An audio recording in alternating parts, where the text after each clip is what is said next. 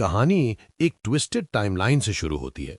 पुराने ancient ruins के बिल्कुल अंदर ब्लैक जेत्सु को एक ऐसी चीज मिलती है जो बिल्कुल फॉरबिडन थी। एक ओत्सुसुकी सील जो शिनोबी वर्ल्ड से भी ज्यादा पुराना था। काउंटलेस विक्टिम्स से चुराई हुई चक्रा का यूज करके वो एक ऐसा रिचुअल परफॉर्म करता है जो कभी ट्राई ही नहीं किया जाना चाहिए था। सील टूट जाता है। कगोया ओत्सुसुकी वापस जिंदा हो जाती है, लेकिन वो वीक है, अनस्टेबल है। अपनी पहले वाली गॉड लाइक पावर का सिर्फ एक शैडो रह गई है। फिर भी इतनी कमजोर होने के बाद भी उसकी सेंसेस डायमेंशंस के पार तक फैल जाती हैं। वो महसूस करती है कुरामा की चक्रा, जो उसके अपने बॉडी का एक हिस्सा है और जो एक वेसल के अंदर सील्ड है। और सिर्फ इतना ही नहीं, उसके ग्रैंडसन्स इंद्रा और असुरा के रीइंकार्नेशंस भी दोबारा जमीन पर चल रहे हैं। ब्लैक जेत्सु अपनी मां के सामने झुक जाता है। उसकी आवाज शर्म से भरी होती है। मदर, मैंने आपको डिसअपॉइंट किया। इंदिरा के रीइंकार्नेशंस की 2 जनरेशंस मेरी मैनिपुलेशन के खिलाफ खड़ी हो गईं। कगुया की पेल आंखें ठंडी कैलकुलेशन के साथ नैरो हो जाती हैं। तो इस बार हम असुरा के एयर को लेंगे। चक्रा सिग्नेचर को एक बीकन की तरह फॉलो करते हुए कगुया रात के अंधेरे में कोनोहा पहुंचती है। वहां एक अकेली सी ऑर्फनेज के बाहर एक छोटा ब्लॉन्ड लड़का बैठा होता है, नारुतो उजुमाकी। सिर्फ 6 साल का, नफरत का शिकार, बिल्कुल अकेला, किसी भी तरह की काइंडनेस के छोटे से टुकड़े के लिए डेस्परेट।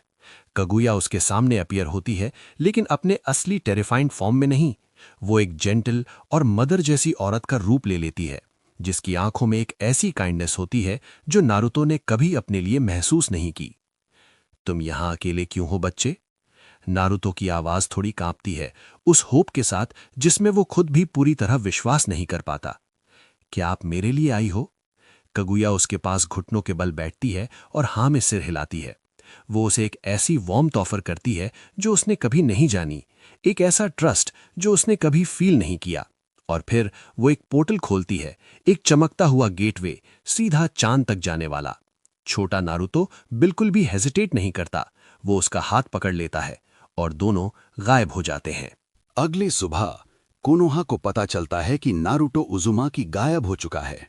कुछ विलेजर्स खुशियां मनाते हैं, बोलते हैं कि अच्छा ही हुआ, मॉन्स्टर चाइल्ड आखिरकार चला गया। लेकिन कुछ लोगों के दिल पर शर्म का बोझ आ जाता है। थर्ड होकागे हिरुजेन सारुटोबी बेचैन होकर उसे ढूंढने लगता है। ककाशी हटाके, जिसने अपने सेंसे से प्रॉमिस किया था कि वो इस लड़के का ख्याल रखेगा, पूरी तरह से टूट जाता है। नारुतो को वापस नफरत से भरा हुआ लौटने से रोकने के लिए हिरुजेन एक डेस्परेट डिसीजन लेता है।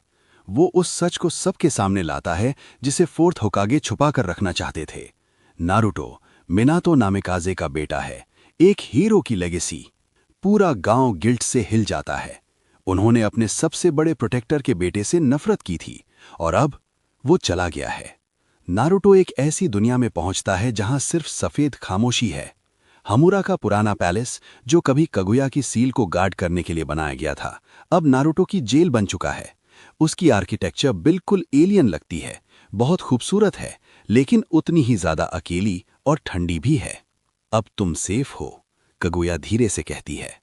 लेकिन ये सेफ्टी एक बहुत ही भयानक प्राइस के साथ आती है। मून पर टाइम अलग तरह से फ्लो करता है। कगुया खुद स्पेस टाइम के फैब्रिक को मैनिपुलेट करती है। नारुतो का बॉडी एक छोटे बच्चे की एज पर ही फ्रोजन रहता है, लेकिन उसका दिमाग बड़ा होता रहता है। इस पैलेस के अंदर 1000 साल गुजर जाते हैं, जबकि अर्थ पर सिर्फ 5 साल बीतते हैं। ट्रेनिंग तुरंत शुरू हो जाती है। कगुया ओत्सुत्सुकी थ्रेड्स का यूज करके नारुतो के चक्र पाथवेज को दोबारा से डिजाइन करती है, उसे बिल्कुल बेसिक लेवल पर रिस्ट्रक्चर करती है। सदियों तक, लिटरली सदियों तक, नारुतो सिर्फ एक ही चीज प्रैक्टिस करता रहता है, ब्रीथिंग कंट्रोल। बिल्कुल खाली स्पेस के अंदर चक्र को सेंस करना सीखना, मून की ग्रेविटी में ट्रेन करना जब तक फ्लोटिंग चलने जितना नेचुरल ना हो जाए। उसके अंदर कुरामा कंफ्यूज्ड खामोशी के साथ सब देख रहा होता है। 9 टेल्ड फॉक्स कगुया की चक्र को पहचान लेता है। आखिरकार वो कभी उसका ही हिस्सा था, लेकिन उसके दिमाग में एक ही सवाल है, ये इस बच्चे के साथ क्या कर रही है? नारुतो धीरे धीरे कगुया के अफेक्शन का आदत डाल लेता है। क्योंकि उसने कभी प्यार देखा ही नहीं, वो उसके दिए हुए हर थोड़े से वार्मथ के पल को पकड़ के रखता है। वो खामोशी सीख लेता है, स्टिलनेस सीख लेता है, अपनी इमोशंस को दबाना सीख लेता है। वो परफेक्ट स्टूडेंट बन जाता है, सिर्फ इस डर से कि कहीं वो अकेला इंसान भी उसे छोड़ न दे जिसने कभी उसकी परवाह की हो। 500 साल गुजर जाते हैं। एक दिन नारुतो एक गलती कर देता है। वो अर्थ के बारे में पूछ लेता है, मदर, अर्थ कैसी जगह है? कागुया की वार्मथ तुरंत गायब हो जाती है और उसकी जगह ठंडी और खौफनाक गुस्सा आ जाता है। नारुतो का दिल टूट जाता है। I am sorry please. वो उसे गले लगाती है, लेकिन वो एम्ब्रेस बर्फ जैसी लगती है। अर्थ तुम्हें हर्ट करेगी। अर्थ तुम्हारे लिए अच्छी जगह नहीं है, समझे तुम? यस, मैं समझ गया। और वो सच में समझ जाता है। वो इस बात को एब्सोल्यूट ट्रूथ मान लेता है। अर्थ डेंजरस है, कागुया सेफ्टी है। वो कभी दोबारा उससे क्वेश्चन नहीं करेगा। ट्रेनिंग और ज्यादा इंटेंस हो जाती है। कागुया उसे ओत्सुत्सुकी जेंटल फिस्ट स्टाइल सिखाती है, ऐसी टेक्निक्स जो चक्रा नेटवर्क्स को सर्जिकल प्रिसिजन के साथ बंद कर सकती हैं। वो चक्रा वेब्स बनाना सीखता है जो अपोनेंट्स को इनविजिबल प्रिजन्स में ट्रैप कर लेती हैं। लेकिन इस सब की कीमत बहुत भारी होती है। जब भी नारुतो हेजिटेट करता है, जब भी वो वीकनेस दिखाता है, कागुया उसका अफेक्शन पूरी तरह से विड्रॉ कर लेती है। नारुतो एक नया स्किल सीख लेता है, अपनी इमोशंस को परफेक्टली छुपाना। वो महीनों तक मेडिटेट करता रहता है, ऐसी चक्रा स्टिलनेस अचीव करता है जो अर्थ के सबसे बड़े शिनोबी को भी डरा दे। उसके अंदर कुरामा महसूस करता है कि कुछ बदल रहा है। नारुतो की इमोशंस धीरे धीरे नम हो रही हैं। वो ब्राइट और लाउड बच्चा धीरे धीरे गायब हो रहा है और उसकी जगह कुछ पुराना, खाली और हॉलो आ रहा है। रात के वक्त नारुतो पैलेस की खिड़कियों के पास खड़ा होता है और अर्थ को देखता रहता है। अंधेरे स्पेस में वो नीला और हरा चमक रहा होता है। ये काफी ब्राइट लगता है, वो धीरे से कहता है। उसके 1000 साल पुराने दिमाग के किसी कोने में सदियों की कंडीशनिंग के नीचे दबा हुआ उसका एक छोटा सा हिस्सा चाहता है कि वो उस ब्राइट दुनिया को देखे, सिर्फ एक बार। लेकिन वो कभी पूछता नहीं। वो जानता है कि उसे क्या करना चाहिए। सदियां एक दूसरे में घुल जाती हैं। नारुतो के मूवमेंट स्लो, प्रिसाइज और अपनी परफेक्शन में बिल्कुल टेरिफाइंग हो जाते हैं। जब वो अटैक करता है तो उसमें 1000 सालों की प्रैक्टिस का वेट होता है। उसका दिमाग एंशिएंट बन चुका होता है, जेनरेशंस तक फैली हुई यादों से भरा हुआ। आखिरकार 1000 साल की ट्रेनिंग के बाद कागुया कहती है कि वो रेडी है। नारुतो अब पावर में उसके बराबर हो चुका है, एक जिंदा वेपन जो आइसोलेशन और ट्विस्टेड लव से बनाया गया है। अर्थ पर सिर्फ 5 साल गुजरे होते हैं। नारुतो की जेनरेशन अब 12 साल की हो चुकी है। शिनोबी वर्ल्ड उसके बिना बदल चुका है। क्योंकि नारुतो उजुमा की कभी था ही नहीं, इसलिए टीम 7 कभी बनी नहीं। साकुरा कभी तुसानदे की स्टूडेंट नहीं बनी। और सासुके ने एक बिल्कुल अलग रास्ता चुना। ककाशी की पर्सनल गाइडेंस के अंडर सासुके उचिहा एक एनबू ऑपरेटिव बन जाता है, हिस्ट्री का सबसे यंग, अपनी जनरेशन का सबसे स्ट्रांग। लेकिन उचिहा क्लैन मैसेकर फिर भी हुआ था और सासुके के दिल में वो अंधेरा अभी भी जिंदा है। कागुया अपनी डायमेंशनल साइट से अर्थ को देखती है। एक पीस समिट ऑर्गेनाइज हो रहा होता है। कई जिंचुरिकी एक ही जगह पर इकट्ठा होने वाले होते हैं। वो अपना मौका देख लेती है। उन्हें कैप्चर करो, मुझे रिस्टोर करो। नारुतो झुक जाता है। 1000 साल की इमोशनल सप्रेशन के बाद उसके चेहरे पर कोई एक्सप्रेशन नहीं होता। Yes mother. वो एक मून पोर्टल से निकलकर पहली बार 1000 सालों के बाद अर्थ पर कदम रखता है। उस फीलिंग का कोई कंपैरिजन नहीं होता। हवा उसकी स्किन को छूती है, गरम, जिंदा और ऐसी खुशबू के साथ जो उसे याद भी नहीं थी। पक्षियों की आवाज आती है, पत्ते हिलते हैं, पूरी दुनिया लाइफ से भरी हुई धड़क रही होती है। ये दुनिया जिंदा लगती है। वो धीरे से बोलता है। वो समिट लोकेशन की तरफ बढ़ने लगता है। उसका मिशन बिल्कुल क्लियर होता है, लेकिन वहां पहुंचने से पहले ही वो कुछ महसूस करता है। एक बहुत पावरफुल चक्रा सिग्नेचर, अजीब तरीके से फैमिलियर, जबकि उसने उसे पहले कभी महसूस नहीं किया होता। सासुके उचिहा सामने अपीयर होता है। उसका शारिंगान पहले से एक्टिवेटेड होता है। एनबो एलीट इस स्ट्रेंज इंट्रूडर को काफी देर से ट्रैक कर रहे होते हैं। तुम कौन हो? सासुके पूछता है। नारुतो की आवाज सॉफ्ट होती है, ऑलमोस्ट जेंटल, जो सिचुएशन को और भी अनसेटलिंग बना देती है। मैं यहां एक पर्पस के लिए आया हूं। सासुके का शारिंगान नारुतो के चेहरे पर फोकस करता है। हर गाल पर 3 विस्कर मार्क्स, ब्लॉन्ड बाल, नीली आंखें। ये इम्पॉसिबल लगता है, लेकिन क्या तुम फोर्थ होकागे के मिसिंग सन हो? नारुतो फ्रीज हो जाता है। ये शब्द उसके लिए बिल्कुल बेकार लगते हैं। मिसिंग सन? 500 सालों में पहली बार कागुया की कंडीशनिंग में दरार पड़ती है। Fourth Hokage? सन? उसे तो बताया गया था कि उसका कोई फैमिली नहीं है, कि अर्थ उसे नफरत करता है, कि लेकिन मिशन पहले आता है। नारुतो अटैक करता है। हर स्ट्राइक के पीछे 1000 साल की टेक्निक होती है। सासुके जिनचुरिकी तक उसका रास्ता ब्लॉक कर देता है और दोनों के बीच भयानक बैटल शुरू हो जाती है। Moon versus Uchiha, ancient Otsutsuki arts के सामने लेजेंडरी शारिंगान। अटैक्स के बीच में सासुके सच चिल्लाता है, तुम्हारा फादर मिनातो नामेकाजे था, फोर्थ होकागे। वो विलेज को प्रोटेक्ट करते हुए मरा, तुम्हें प्रोटेक्ट करते हुए। नारुतो का हाथ स्ट्राइक के बीच कांप जाता है, उसका चक्रा वेब हिलने लगता है। विलेज ने तुम्हें ढूंढा था, होकागे ने तुम्हारी आइडेंटिटी सबके सामने लाई। सब जानते हैं कि तुम हीरो के बेटे हो। तुम्हें कभी 9 टेल्स जिनचुरी की होने की वजह से हेट नहीं किया गया। तुम मिनातो की लेगेसी हो। नारुतो की आवाज कांप जाती है जब वो फिर भी अटैक करता रहता है। उसने कहा था अर्थ मुझसे नफरत करता है।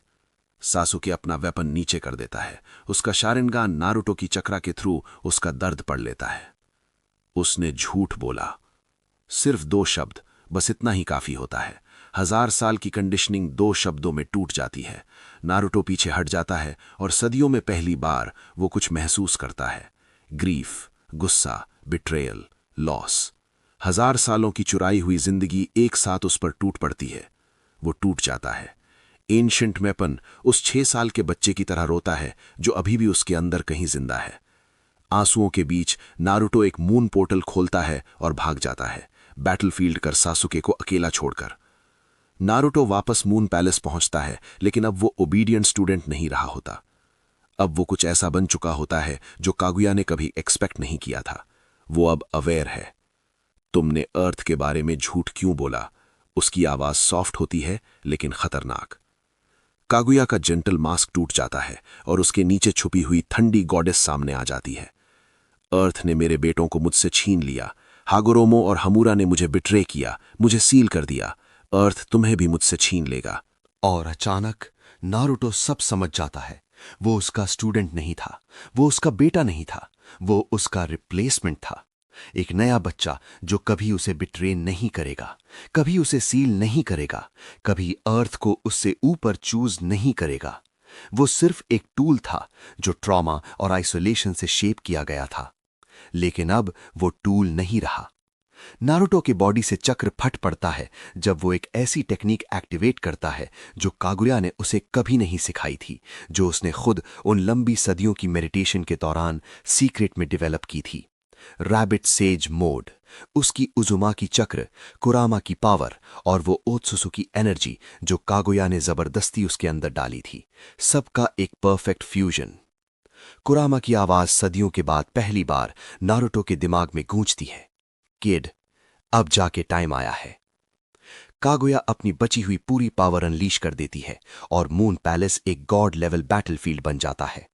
ऑल किलिंग ऐश बोन्स जानलेवा स्पीयर्स की तरह हर तरफ बरसने लगती हैं। डायमेंशनल रिफ्ट्स स्पेस को चीर देते हैं, ग्रेविटी उलट जाती है और रियलिटी डिस्टॉर्ट होने लगती है। लेकिन नारुतो अपने दिमाग के अंदर 1000 साल से लड़ रहा है। उसने हर सिनेरियो, हर पॉसिबिलिटी को फेस किया है। वो उसकी टेक्निक्स जानता है क्योंकि उन्हीं ने उसे सिखाई थी। और सिर्फ इतना ही नहीं, वो एक ऐसी चीज के साथ फाइट कर रहा है जो कागुया कब की खो चुकी थी। वो इमोशंस के साथ लड़ता है, दर्द के साथ, बिट्रेयल से पैदा हुई क्लैरिटी के साथ। उनकी लड़ाई चांद को ही हिला देती है। नारुतो के चक्र आर्म्स हवा में ही उसकी ऑल किलिंग ऐश बोन्स को पकड़ लेते हैं और तोड़ देते हैं। उसके ट्रूथ सीकिंग ऑब्स कागुया के डायमेंशनल शिफ्ट्स का काउंटर बन जाते हैं। वो जो भी टेक्निक यूज करती है, नारुतो के पास उसका जवाब होता है, 1000 साल की ट्रेनिंग से बना हुआ। लेकिन नारुतो उसे मारने के लिए नहीं लड़ता। अभी भी, सब कुछ होने के बाद भी वो ये नहीं कर पाता, क्योंकि झूठ और मैनिपुलेशन के बावजूद वही एक थी जिसने कभी उसे प्यार किया था। तुम सिर्फ मुझे प्यार कर सकती थी, तुम्हें झूठ बोलने की जरूरत ही नहीं थी, नारुतो आंसुओं के बीच चिल्लाता है। कागुया एक पल के लिए लड़खड़ा जाती है, सिर्फ एक छोटा सा पल। उसकी पुरानी आंखों में कुछ चमकता है। रिग्रेट, समझ, कहना मुश्किल है, लेकिन नारुतो के लिए वही पल काफी होता है।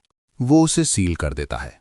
नफरत के साथ नहीं, बल्कि उस उदासी भरी एक्सेप्टेंस के साथ जो तब आती है जब कोई समझ जाता है कि उसे कभी सच में प्यार नहीं किया गया, सिर्फ यूज किया गया। बैटल खत्म हो जाती है, मून पैलेस फिर से खामोश हो जाता है। नारुतो अकेला खड़ा होता है, एक टीनेजर जिसके पास 1000 साल की यादें हैं, और हाथों में वो सील होता है जिसमें उसकी जिंदगी की अकेली मदर फिगर बंद है। कुरामा की आवाज फिर से उसके दिमाग में गूंजती है, तो अब क्या करेगा किड? नारुतो अर्थ की तरफ देखता है, वो ब्राइट खूबसूरत दुनिया जिससे उसे डरना सिखाया गया था, एक ऐसी दुनिया जिसने शायद उसे ढूंढा था, जो उसके लिए दुखी हुई थी, जो उसके फादर का नाम जानती थी। अब मैं घर जाऊंगा, चाहे मुझे ये समझने में और 1000 साल क्यों ना लग जाएं कि घर का मतलब क्या है। और इतना कहकर नारुतो उजुमाकी, वो बच्चा जो एंशिएंट बन गया, वो वेपन जो फिर से इंसान बन गया, एक पोर्टल से अर्थ की तरफ कदम बढ़ाता है। उसकी कहानी खत्म नहीं हुई है, ये तो बस शुरुआत है।